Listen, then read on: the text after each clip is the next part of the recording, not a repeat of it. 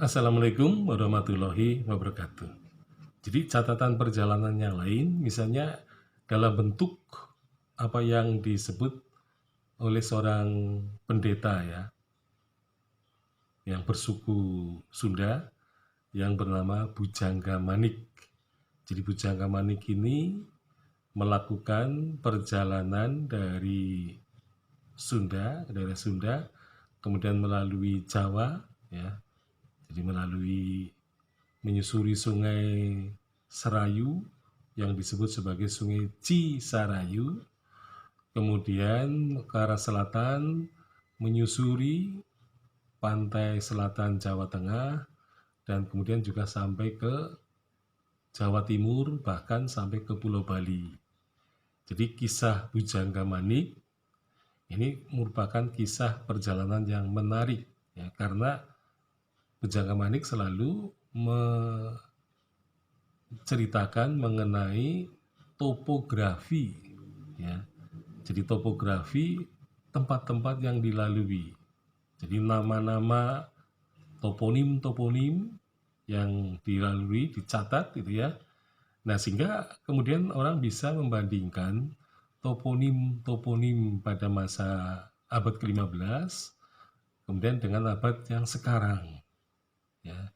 Jadi misalnya Gunung Slamet menurut Bujangga Manik itu disebut sebagai Gunung Agung. Dan nanti ia menemukan lagi Gunung Agung di Pulau Bali. Ya, jadi pada dasarnya perjalanan Bujangga Manik ini bisa dijadikan sebagai kajian topografi ya, yang terkait dengan kesejarahan.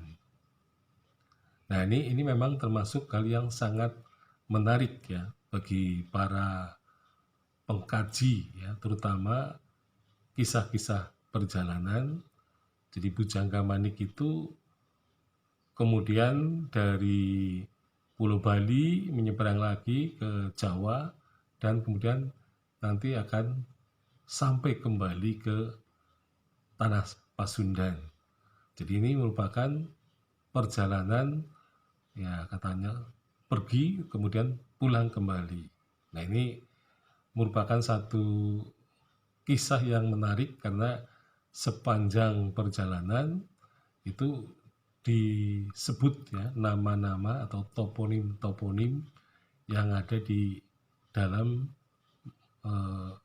peta atau topografi dari masyarakat Sunda, Jawa maupun Bali ya. Jadi ada topografi yang mirip-mirip ya.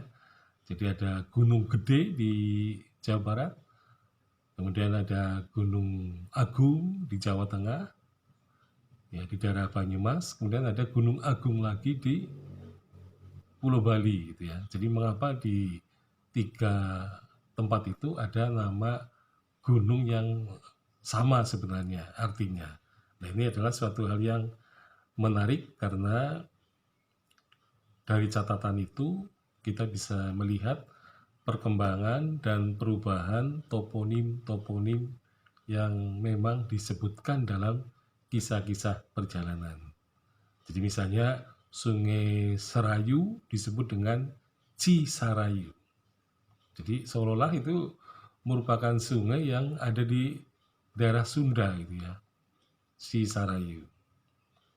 Ya, jadi apa itu hanya karena penyebutan secara subjektif saja dari Bujangga Manik terhadap sungai itu ya, sehingga disebut sebagai Cisarayu ya, padahal dalam kisah-kisah Jawa Serayu itu ya, itu adalah merupakan nama-nama yang memang terkait antara keberadaan Gunung Agung atau Gunung Slamet ya dengan Serayu itu. Nah, nanti akan kita ketemukan gitu ya, nama-nama atau toponim-toponim yang mengandung unsur Hayu. Jadi misalnya ada toponim di sebelah utara Gunung Slamet Itu misalnya ada Malahayu, ada Kudahayu, kemudian juga ada apa? Bumiayu gitu ya. Nah, ini kalau yang di selatan Slamet itu hanya Serayu, gitu kan. Jadi ada toponim yang berarti hayu. Hayu itu berarti ada unsur keselamatan. Nah, jadi toponim-toponim di utara dan selatan ya rupanya karena utara tampaknya lebih terancam ya oleh meletusnya Gunung Agung atau Gunung Slamet pada zaman dulu. Nah, sebaliknya yang di sebelah selatan ini lebih aman. Nah, sehingga penamaan toponim itu hanya satu, yaitu hanya Serayu saja. Sekian, Assalamualaikum warahmatullahi wabarakatuh.